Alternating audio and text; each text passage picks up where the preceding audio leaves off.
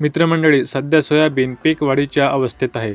त्यामुळे सर्वीकडे पाऊस, ढगाळ वातावरण असल्यामुळे सोयाबीनच्या पानावर पानं खाणाऱ्या अळ्या दिसून येत आहे आणि त्याचसोबत खोडकिडासुद्धा असू शकतो. अशा प्रकारच्या अळींचा प्रादुर्भाव रोखण्यासाठी कोणत्या उपाययोजना केल्या पाहिजे ते आपण या व्हिडिओमध्ये पाहणार आहोत. सोयाबीन पिकावर अळी निर्माण होण्याचं कारण म्हणजे ढगाळ वातावरण, पाऊस आणि त्याचसोबत सोयाबीन पिकामध्ये निर्माण झालेलं तण हे 3 प्रमुख कारणे असते. सोयाबीन पीक हे तणमुक्त ठेवलं पाहिजे, कारण सोयाबीन पिकामध्ये जास्त प्रमाणात जर तण तयार झालं तर तणावरती तयार झालेल्या अळ्या या सोयाबीन पिकावर जात असते आणि सोयाबीन पिकाची पाने खात असते. या पानं खाणाऱ्या अळ्या असतात. जर तुमच्या शेतामध्ये अशा अळ्या दिसून येत असेल तर त्याची उपाययोजना म्हणजे तुम्ही 5% निंबोळी अर्क याची फवारणी करू शकतात किंवा इतर कोणत्याही प्रकारचं कीटकनाशक तुम्ही